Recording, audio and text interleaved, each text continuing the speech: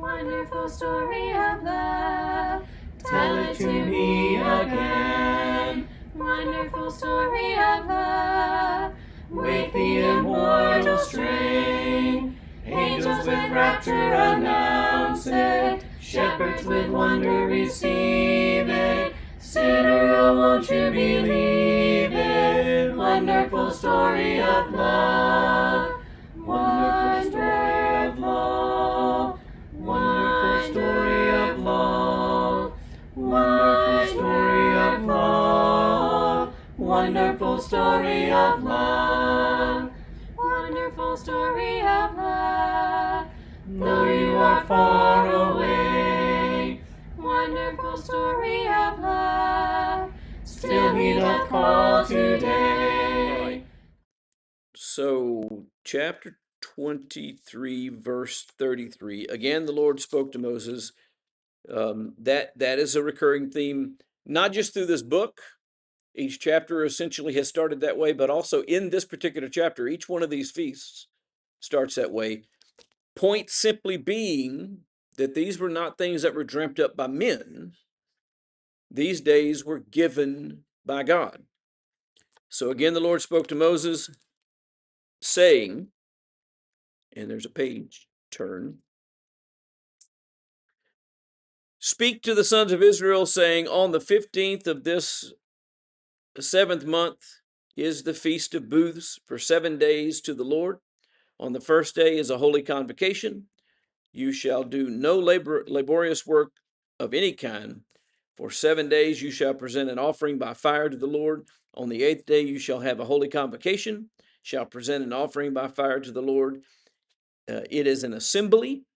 You shall do no laborious work. These are the appointed times, the Lord, which of the Lord, which you shall proclaim as holy convocations. And that's just kind of wrapping up the end of the itemized list of these days. And so begins on the 15th day of the 7th month, last 7 days. The first day is called a holy convocation. Offerings by fire are presented for 7 days. The 8th day is also a holy convocation. The people are to rejoice before the Lord according to verse 40. They're to live in booths for 7 days. What is a booth? A temporary shelter. Well, they don't make it for Yom Kippur, they make it for this. Right. And they do use like palm leaves and stuff to make these things sometimes, but it is just a small temporary structure for them to dwell in. Why would he make them live in tents for 7 days? Because for 40 years they were in the wilderness. It is we talked about this at the end of class last time. All these things have some type of reminder to them. So what he says in verse 43, that your generations may know that I had the sons of Israel live in booths when I brought them out from the land of Egypt. For 40 years, they did not have permanent dwelling places. They didn't have a permanent dwelling place. Sometimes they moved every day. Sometimes they moved after some period of time, but they never were anywhere permanently. And he says, I want you to remember that. So then he gets into, from that point on to the end of the chapter, a summary. These are the appointed times of the Lord. He points that out again.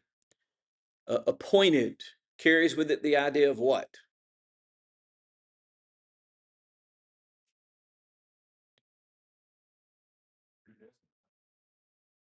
Okay. That is told that there is a purpose involved. If you are to go to an appointed place, how is that different from going to a place? You're told to go to the appointed place, a specific thing. So these are the specific appointed times of the Lord. There are occasions for holy convocations, that is, assemblies. for offerings, for burnt offerings, for grain offerings, for sacrifices, and for drink offerings. They stand in addition to Sabbaths and to gifts and to vows and to free will offerings, which are something different altogether. Moses declared the appointed times to the sons of Israel, verse 44. He did what God told him to do. God has been telling him all along, I'm telling you this so that you can tell them. Verse 44 says, so Moses declared to the sons of Israel the appointed times of the Lord. So he did that. He proclaimed, these are the days that the Lord has given us. Now, very quick, we started off with the Sabbath. The Sabbath was every seventh day, which means every Saturday in our terminology. Passover was in the month of Nisan. That was their first month, in the 14th day. Now, when you talk about in terms of our calendar, there is not a direct correlation between the Hebrew calendar and our calendar, the Gregorian calendar, for a couple of reasons, but the biggest one being they have a lunar calendar and we have a solar calendar, and ours actually shifts. There's not always a correlation from year to year of our days among our own calendar. Every 4 years, we get an extra day thrown into it. Why? Because we're missing a quarter of a day every year, and so we got to make up that day. So there's not a direct correlation, but it falls sometime in March or April. And so it depends on the year which one of those months this would be in, but that's the range. The Feast of Unleavened Bread is the 15th through the 21st. That's connected to the Passover. It starts the day after the Passover and runs for a week. Or, yeah, a week. I got to count my days. It also, therefore, falls in March or April. The first fruits is the day after the Sabbath during the unleavened bread. So there's a Sabbath in that week. The next day is the day of first fruits. So that's also March or April. Then you have what we call Pentecost, which is referred to here as the Feast of Weeks. Why is it called the Feast of Weeks? I'm sorry? And it's 50 days. It's 50 days after first fruits. And Pentecost it's directly called Pentecost in Greek because Penta has reference to 50. And so it falls somewhere in our May or June. Nothing else happens till the fall. So what you actually have is a group of connected spring festivals, our holy days, and then a group of connected fall days. The Feast of Trumpets is Tishri the 1st, which corresponds to our September or October. And then the Day of Atonement, our Yom Kippur, is Tishri 10th, which again, all these are September, October on our calendar. The Feast of Booths is Tishri the 15th through the 21st. And then the 8th day assembly falls on Tishri the 22nd. And so that is how these are set up. When you list them out individually, it sounds like there's all these days that we might think are spread out over the year. And that's kind of how we do holidays. We got one for just about every month. A couple of months we get two just for fun. Theirs were packed right there together and even connected to one another in some respects. Now there is some theological movement in the chapter that's worth looking at. The chapter moves through the year in a deliberate pattern. So it starts off talking about weekly rest. And then you remember redemption. and offer the first fruits. Then you celebrate the harvest, sound trumpets, you remember what atonement is all about, and then the deliverance is remembered and rejoiced in. That's the point of living in the booths. There is a connection between atonement and deliverance. Um, so that is somewhat important. It is getting them to think about their reliance upon God, their dependence upon God, and the fact that God provides for them both in this life and ultimately in the life to come. Um, and in all this, the Lord is claiming their time, their worship, their memory. I want you to remember these things. I want to make sure that you don't forget uh, their harvest and their future. All of those things belong to God. Did they always remember that? No, they did not. And they didn't even wait until today to not remember that. There were times that they got into difficult circumstances and they turned to their neighboring nations for help and deliverance instead of remembering what? That God owns their future. What should they have known? Even in the worst of situations, what should they have known?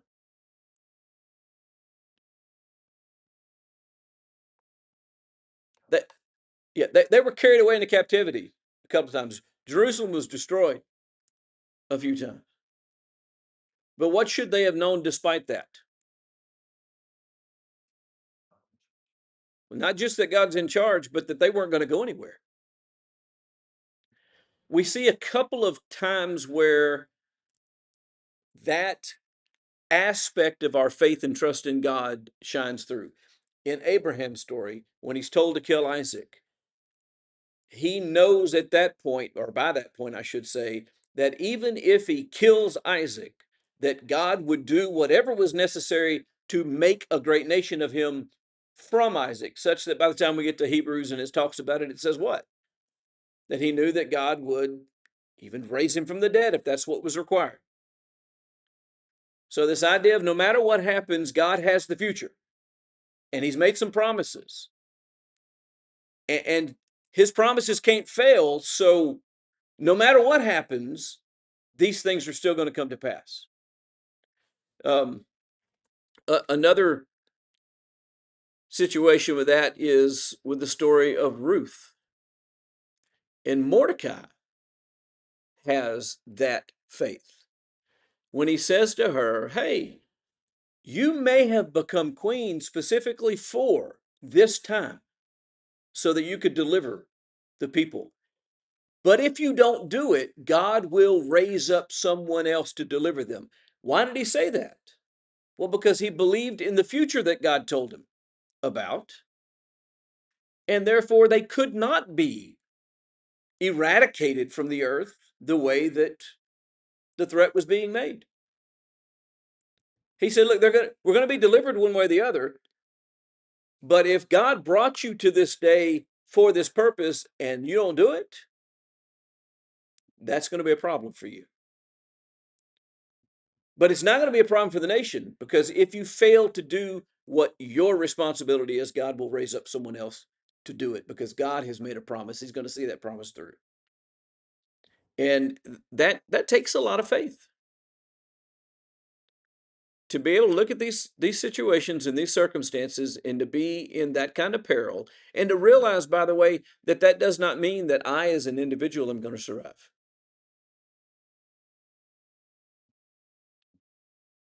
But at the same time say, doesn't matter, because God's promise is going to be carried through, and we will be delivered. And so that's important. That is a part of what all these things were supposed to do, is put before them what God had done for them so that they remember what God has promised to them. And they realize that all of these things, their time, their worship, their what they remember, their food, and their future, all was tied to God. And Does that have any application to us today? Anybody ever read Matthew chapter 6, somewhere around the mid-20s till verse 33? Remember what he said in verse 23? Seek ye first in his righteousness, and all these things will be added unto you. In other words, what he tells that whole section is you don't have to worry about certain things because God provides them. What you need to worry about is seeking God and his righteousness. And God will take care of the things that he has promised. It's the same thing. It's exactly the same thing. All right, any questions about that chapter before we move on? This next chapter is an interesting chapter. It talks about the oil lamp in the tabernacle. It talks about the bread, sometimes referred to as the showbread, which makes an appearance later in the story with David and his people. And then that comes up in the teaching of Jesus. But he talks about the showbread in this chapter. And then he talks about some judgment and some other stuff against certain things. These things seem to not, they're kind of disjunct. We got this thing in the tabernacle, this lamp in the tabernacle. You need to keep it like this. We got this bread, and you need to keep that. And then, by the way, if this happens, this is what my judgment is. And you're like, well, what do those things have to do with one another? Well, keep that question in your head as we talk about it, and let's see if we can't determine what the continuity is in the chapter. Chapter 23, we just finished, established God's appointed times. Chapter 24 goes back to the tabernacle and to matters that must continue before the Lord from week to week and day to day. And so he starts off with this lampstand. You'll remember back, this goes all the way back to our study of Exodus when the tabernacle was first laid out, that the lampstand was in the tabernacle right near the veil that separated the holy place from the most holy place. In fact, right on the other side of that veil was what? So the tabernacle sitting here, and then the veil, what's just on the other side of that veil, just behind it? The Ark of the Covenant. What was on top of the Ark of the Covenant? The mercy seat of God. So the place where God dwells and meets with the people is right beside the light. And what's he say about the light? Well, the Lord speaks to Moses. That's how this chapter starts, just like all the rest of them. The sons of Israel are to bring clear oil, or what does the other translation say? Pure.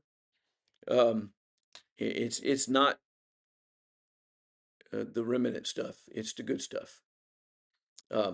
And this is kind of important for us to realize when we read about oil lamps in the Bible. This is the oil we're talking about. Olive oil can be a fuel. There's enough energy in it. It's a fuel. And it was the fuel that they used for lamps. And in fact, olives surrounded their life quite a bit. Anyway, get this high quality olive oil, and you put it in the lamps, and you keep the lamps burning continually.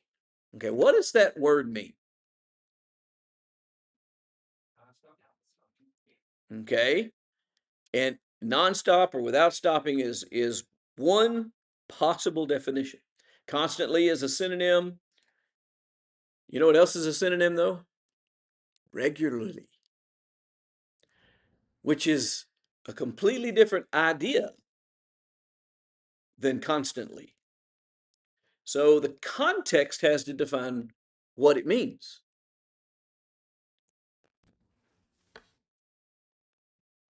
He then talks in verse 23 about where these lamps are, outside the veil of the testimony. But then he says this, looking at verse 3 very closely. Keep it in order from evening till morning, continually before the Lord. So did it burn 24 hours a day? No, it burned when the sun wasn't burning. They were required to, when the sun went down, when evening came, the lamp was lit and the lamp burned until morning. And the continually part of it is it was day after day after day after day. There was not a night that you let the lights go out. You kept the light up. God gave a light in the daytime. You kept the light burning at night. That the Hebrew word there is tamid, and it's used throughout the law for things that are regularly maintained. The emphasis is on their permanence and their consistency and the ongoing nature of the obligation rather than moment by moment activity. So during the night, each night, these lamps had to be built. Who took care of that, by the way? Not just the priest, but Aaron and his sons. They were the ones that took care of things inside the tabernacle. So Aaron's to keep the lamps on pure gold lampstands, verse 4 says, before the Lord continually. Before the Lord. How were they before the Lord? They were right there across the veil from the mercy seat where God chose to place his name. The light is not occasional. Now, when we studied about that, we talked about the nature of the language and the connection of this light to what? What is the light of God? Yeah. And Jesus is, according to John 1, what? The eternal Logos, the eternal Word. So he's the manifestation of the Word of God, the eternal Word of God, and they're obligated, and he's the light. And interestingly enough, when we read the New Testament, what are we to be? Lights to the world. We're supposed to receive his light and then do what? Shine it into the world. There's a connection between this lamp and all of those things. Yes, ma'am.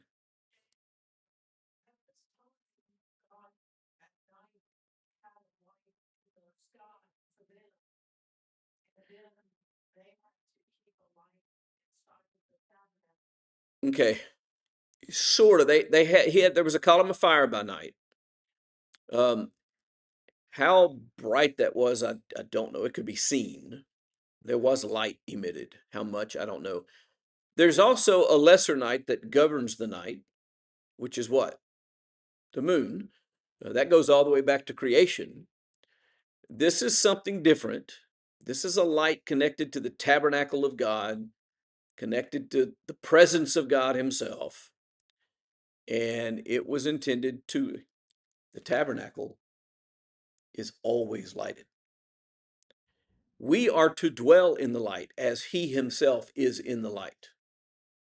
Dwell in the light. That is exactly what they're creating inside the tabernacle. Is a situation where everyone that's in the tabernacle is in the light. Yes, sir. I don't mind at all. Modern world where light is everywhere. It was not. Think about this: God created light. And that's one thing he said. One of the first things. Then you hear about a lesser light, about the moon. Light in that ancient world, not just the creation, but even in the time we're talking about now, had more significance than we can understand today, I believe. And for the spiritual concept of the light here, because we see that Jesus is the light of the world, and let your light shine later, hundreds of years later from this. The significance of light, from my experience and my reading in this, it has something to do with life. The light reflecting, this is just me now, this is not scripture, but the light, we know blood and light, but the light has some significance that I think a modern mind is hard to comprehend. I would agree that we struggle with this concept, are the magnitude of the concept, in large part because we're never in the dark. And so when it talks about the outer darkness,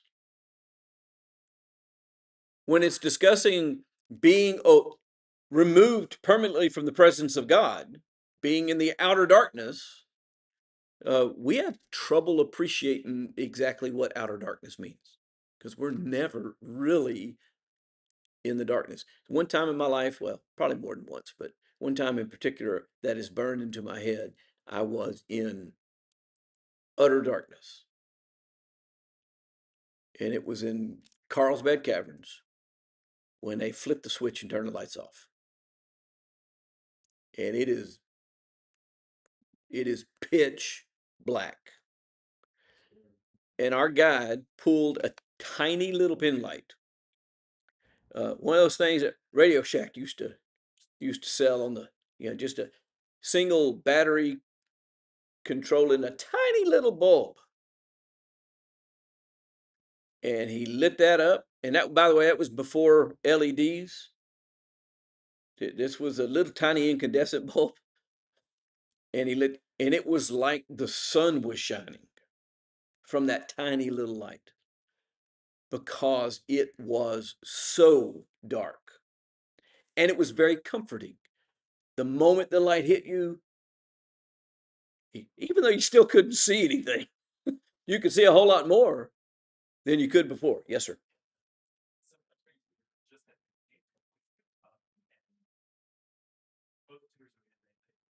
They do that, yeah.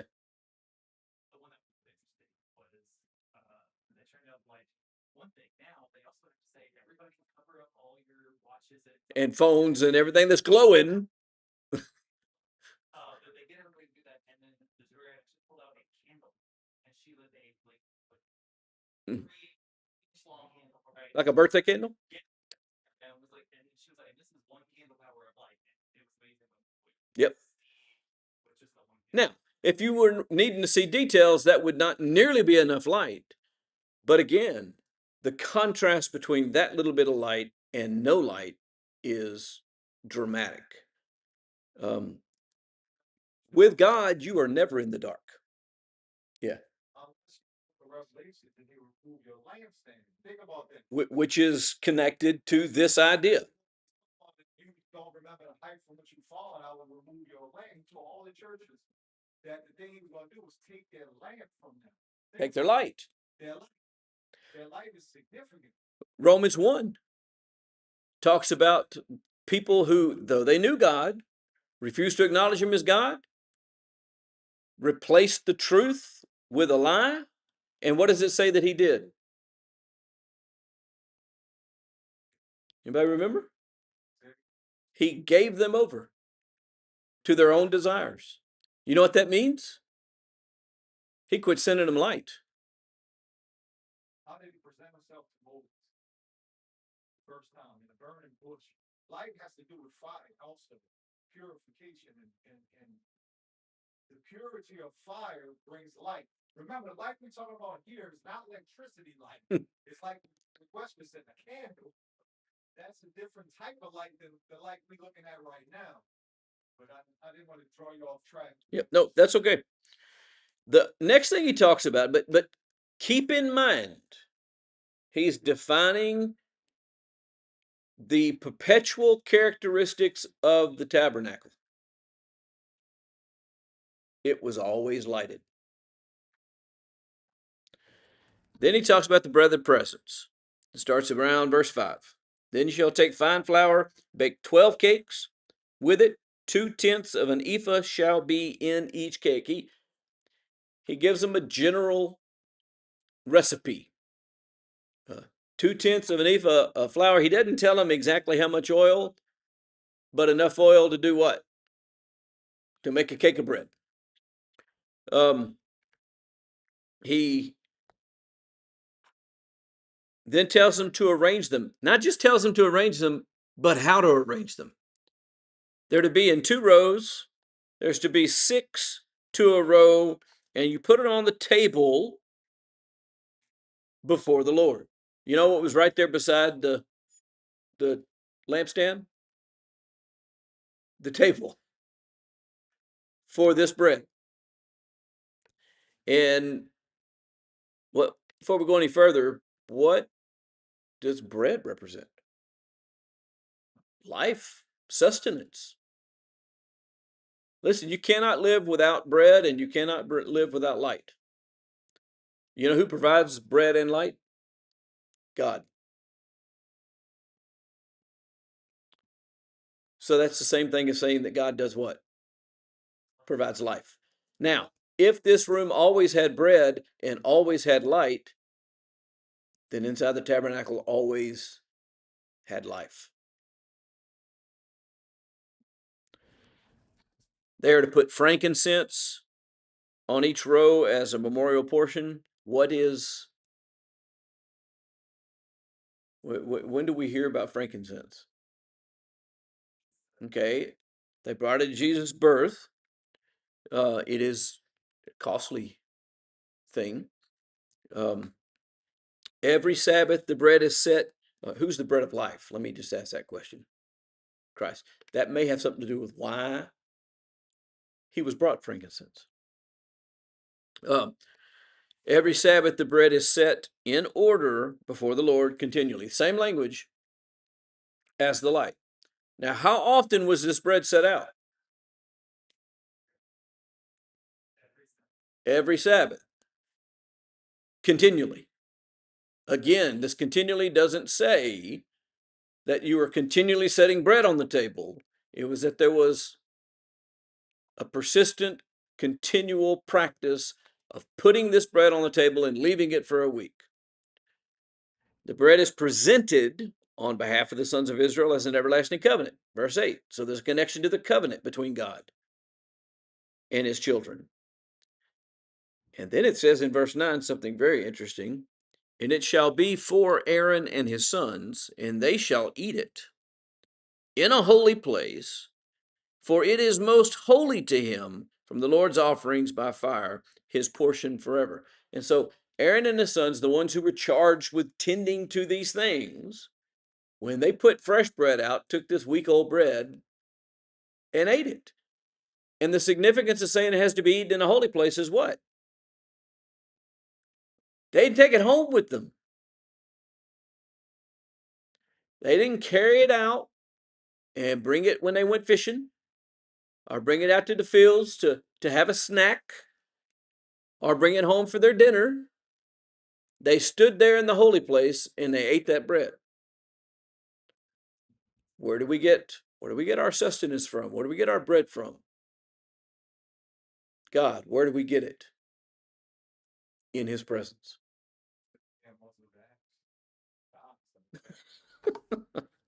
I know what you meant.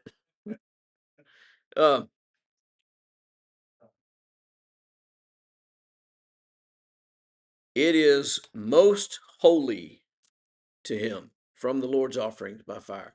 This is a participation at this point. It is a communion between Aaron and God. This is part of the sacrifice of God. And they are now communing in that sacrifice. Why 12 loaves? Yeah, there's 12 tribes. So just as the lamp burns continually, there's bread continually. Then it gets weird. Verse 10, now the son of an Israelite woman, whose father was an Egyptian, went out among the sons of Israel. I'm going to stop there for just a moment. Why do we have an Israelite woman and an Egyptian man having a baby? Came with them out of Egypt. That they lived there for 400 years. So their son, it says, goes out among the sons of Israel, and a fight happens. The Israelite woman's son and a man of Israel struggle with each other in the camp. Now, I'm going to tell you immediately, this draws my attention back to another event. That's Moses, when he was among the Israelites. It just does. Now, there's something different about this one. The one who, I hesitate to use the language, but the one who wins this struggle, who is it?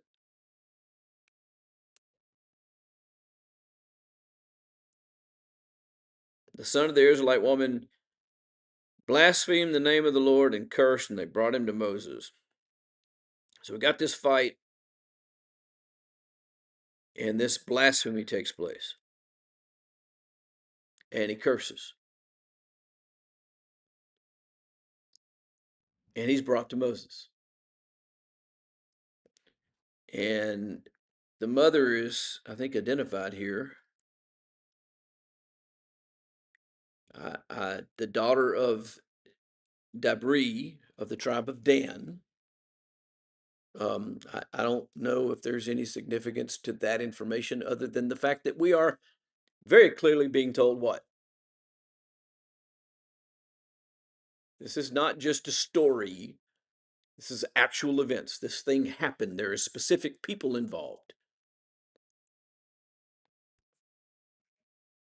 His mother is identified here. The man is placed in custody.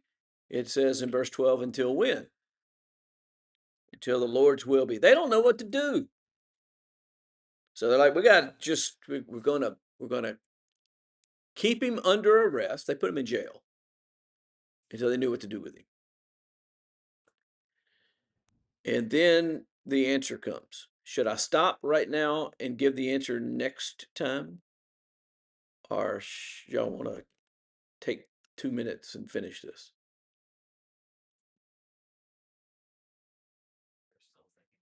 Okay, they're still singing. Let's go. The Lord speaks to Moses in verse 13. That tells us that this judgment is not man's judgment. This wasn't Moses deciding he had a solution. God tells him the blasphemer is to be taken outside the camp. Those who heard him blaspheme are to lay their hands on his head, and the congregation is to do what? Stone him. So the Lord's judgment is then declared to Israel. Anyone who curses his God shall bear his sin. Verse 15. Anyone who blasphemes the name of the Lord shall surely be put to death. Verse 16. The whole congregation is to participate in the judgment. Verse 16. All the congregation shall certainly stone him, the alien as well as the native, when blasphemes the name, they shall be put to death. This applies to everyone, and everyone is involved in the judgment. Now, this is very different than the way justice is done by us today. We are so far removed from the process that very few of us even realize how the process works, much less when it works. But they were hands-on. And people say, well, it doesn't have any kind of deterrent effect. It does when you're that close to it. And when you see it and when you participate in it. The holiness of God's name is not limited to the priest. It's not limited to the sacrifice. It's not limited to the sanctuary. We just talked about the holiness and the nature of the sanctuary. It's not limited to that. His name has to be holy and has to be treated as something that is holy by every single person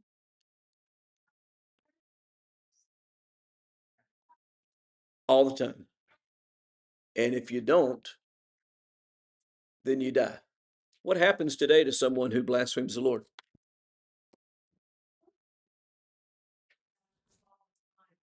What happens? Well, maybe physically by other people, but what happens when I do that? I'm outside again. Now, keep in mind, where's the light and where's the bread? In the tabernacle. But I'm not only am I not in the tabernacle, I'm not even in the camp.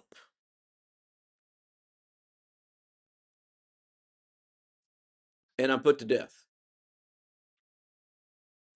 If we don't have the proper respect for God, proper respect for even his name, we don't have life.